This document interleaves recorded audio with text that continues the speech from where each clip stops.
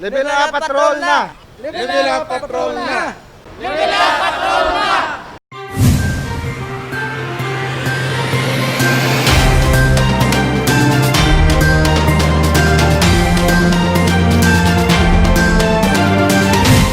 Miss Universe Philippines 2020 ginsaysay ang iyang mga inagyan sa pageant kaya mga pagbago sa iyang kabuhi. Lantawon ang one-on-one interview sa bago lang ginkoronahan nga Miss Universe Philippines 2020, Rabiya Mateo.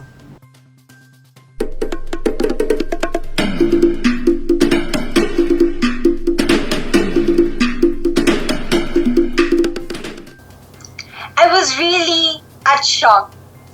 Like, I wanted it to happen. Pero like, everything was so like fast and magical. Like, okay, nagdaog na gid ko. And now, you know, I am bringing this pride and honor to Iloilo City. And I was so happy. And I just want to share because my roommate was another Ilongga, Kimchi Crizaldo, representing Iloilo province. And what happened was that she was the first person who came to me. And I was shaking. And like, I was crying, I was shaking, and I was hugging her. And siya umiiyak din, and she was crying with me. So sayang nga, it's because of the pandemic, we don't have live audience. Pero it's a once-in-a-lifetime opportunity to be able to win the Miss Universe Philippines crown and to represent, you know, every Filipina in an international stage.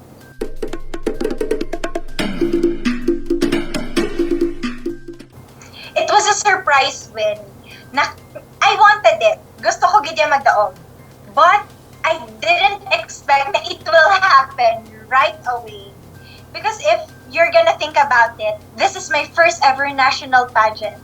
And yung mga kalaban ko was, you know, bigaten, well-experienced, well-versed, have solid groups, support groups. And then there's me, you know, an underdog. And I feel na I wanted it, and when it happened, sabi ko nga sa roommate ko, can you make me kurot? Kasi hindi pa rin ako makapaniwala na I won talaga. It was unexpected.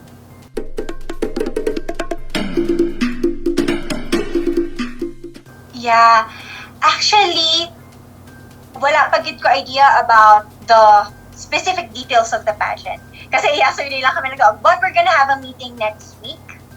So, dito na naman i-prepare everything.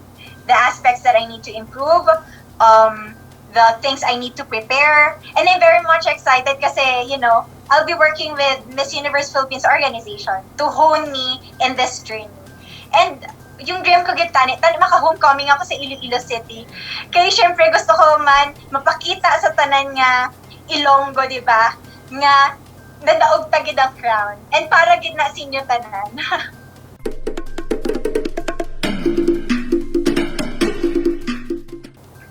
I wanted to wear hablon. Once ara na ko to kung diin man ko country i-host ang pageant. Kay, di ba ginhambal ko ina during Miss Iloilo, ang hablon daan, it enriches the culture of Iloilo. You know, it is a representation of the dedication, the creativity ng mga weavers natin. And I want to give back to them. Kasi yung fashion industry, I want sana i-promote din. Kasi ang daming Ilonggo designer na artistic.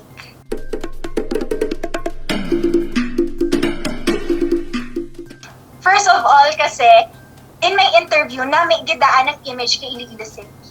And the interviewers would always ask me, what can you say about Iloilo City? So, I feel na may ara kita clean image. So, that's a great thing. And second, of course, with the IFFI, they were able to help me financially and emotionally throughout this journey. So, si Mayor Jerry Treñas, yun nga, yung other candidates would come to me and they would ask, why are you called Okanda of the Philippines? Gumaganon talaga sila because that's our branding. Sinasabi ko palagi na the reason behind that is a great man, our mayor, who united the whole city of love in conquering this pandemic. So it's such a great honor, you know, to be the face of Iloilo City. Kasi known na kita as a place that is sustainable and safe for everybody, and it's such an honor to wear Iloilo City na sash. Parang I miss wearing it.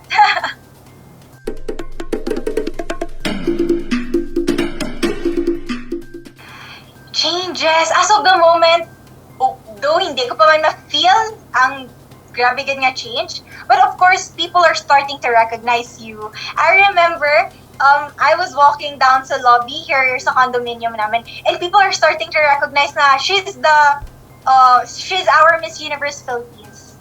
And it feels great. However, yun nga yung sinasabi ng mama ko, I need to always be down to earth and remember my roots. Because with that, I will be able to achieve greater things in life. Once you have, a genuine and a humble heart.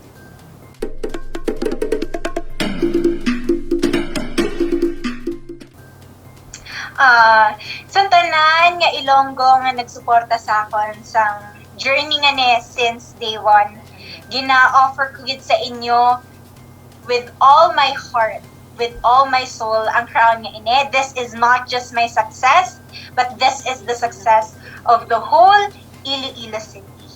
And I wouldn't be here if not for those people who supported me. And I just want to thank a few, like si Sir Joboy Agriam, Dennis Maliada, Miss Wang Diaz, and at the same time, my Miss Iloilo organization, si Doc Jasper, si Miss Pangking, si Miss Panes, si Miss Sarah, and of course, our beloved Mayor Jerry Treñas. Madam, gid nga salamat sa pagsuporta sa akon and gina-offer ko ni nga success sa inyo nga tanan.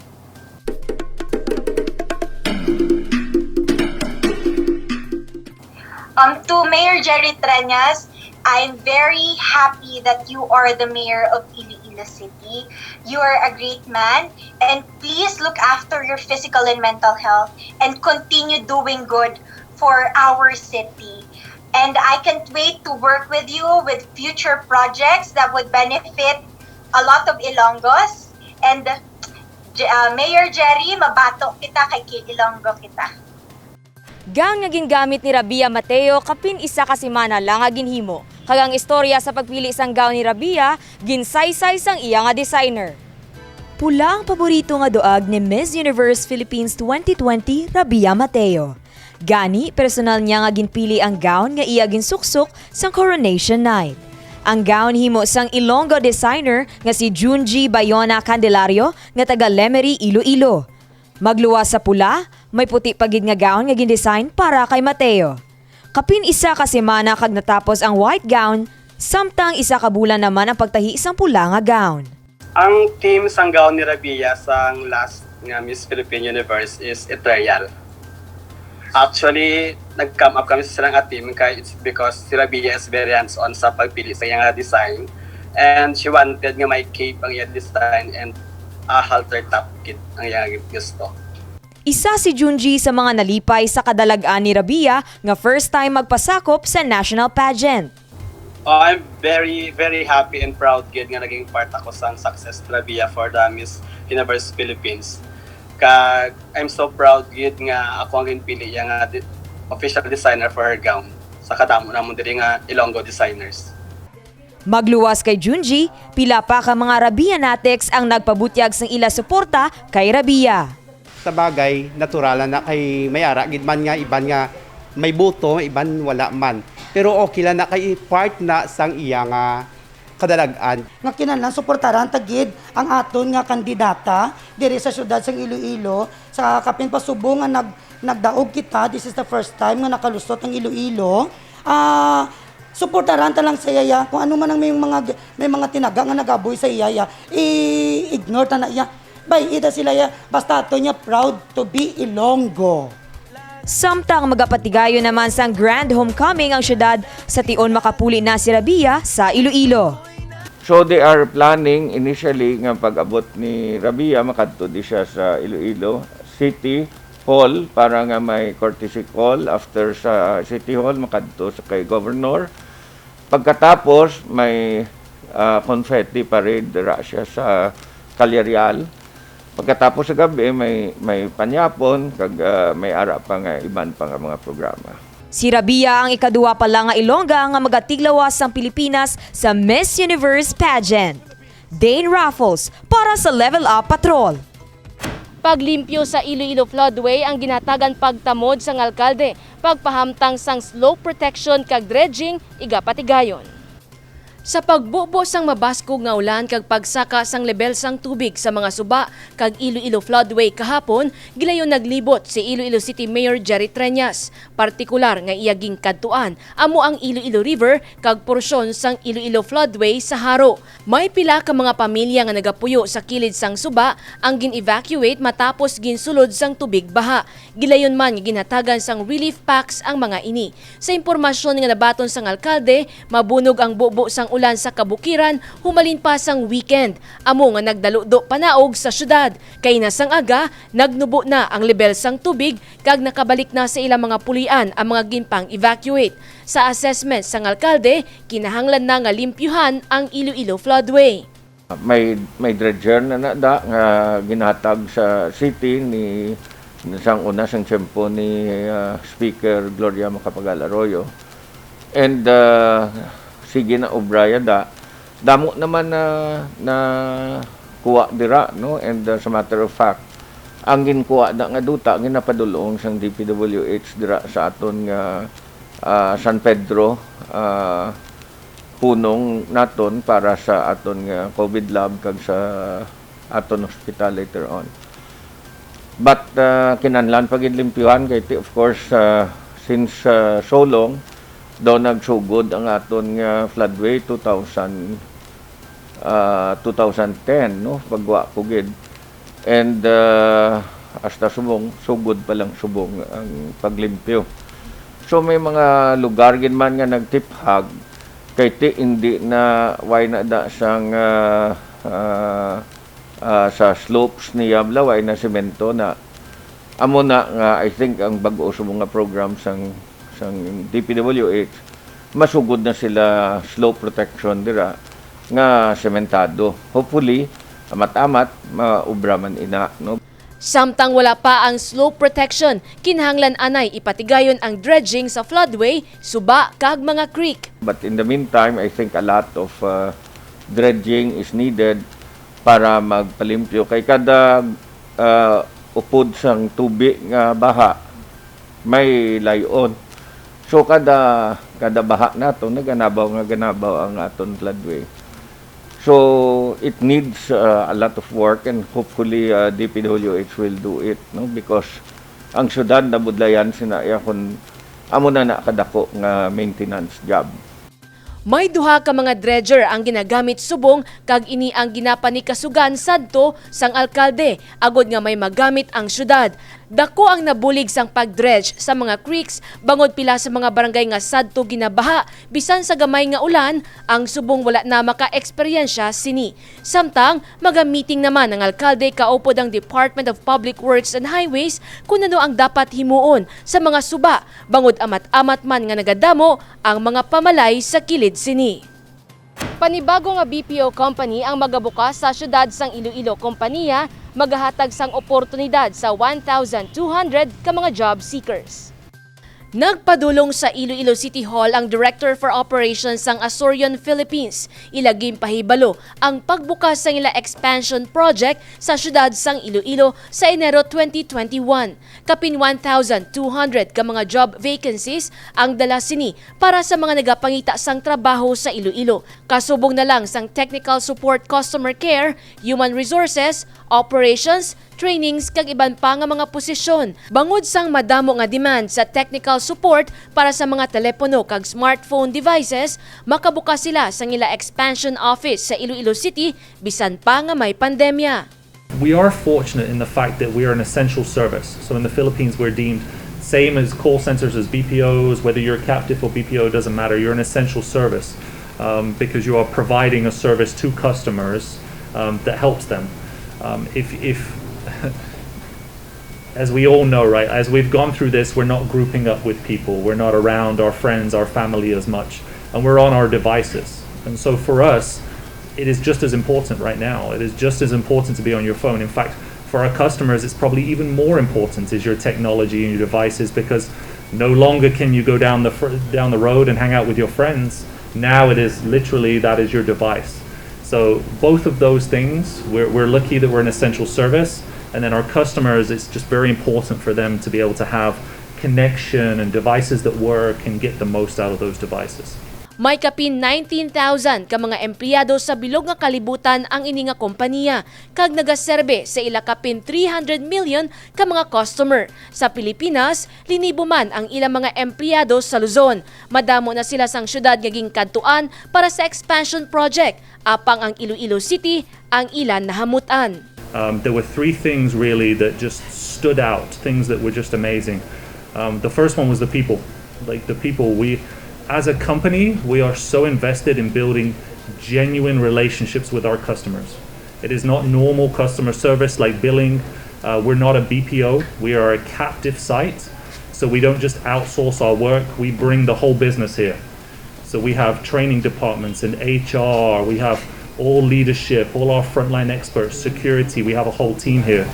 And so it's very important if we have a big organization to have a family environment. And when we were here in Iloilo, we met amazing people that connected, built relationship. And I know everybody's teaching me about the sing-song, about the way that people here communicates.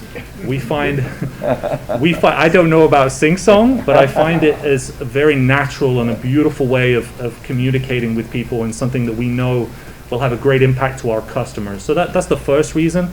And the other reasons are the Mega World, where we're going to be located. We're in FinTech 2 building right near the Marriott. Is very clean and beautiful and safe and well lit, and transportation is very easy for our employees to get to work.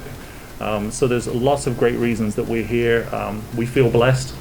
Gimpasalig man sang kompanya ang pagsunod sa mga protocol agud masiguro nga hilway sa virus ang ilang mga empleyado. We will always adhere with WHO, with local government, with Philippines government overall. As we build out our facility right from day one, the safety is number one. So we only plan to build to 50% capacity because we want to make sure that there is appropriate social distancing. There'll be the requirement of hand sanitizers, all the normal stuff, the masks, everything that we have to make sure that we ensure the protection of our employees. Gimpasiguro naman sang alkalde ang mas mahapos nga pagproseso sa mga kinahanglanon nga permit para sa mga nagasulod nga negosyo sa syudad. We are very happy that employment will be given to the Ilonggo, and we are welcoming this development for Iloilo City. We see that despite the pandemic, Iloilo continues to be attractive for investors. And I think that should be the case. No? Iloilo City, as city government, should be very open to investors. At the same time, we should make permitting very easy for investors so that employment can be readily made available to the Ilonggos. Sa datos sang alkalde sang 2009, Iloilo City ang may pinakamadamo nga graduates sa Visayas. Gani hindi problema kung workforce ang paghahambalan. Jennifer Garcia Hernandez para sa Level Up Patrol.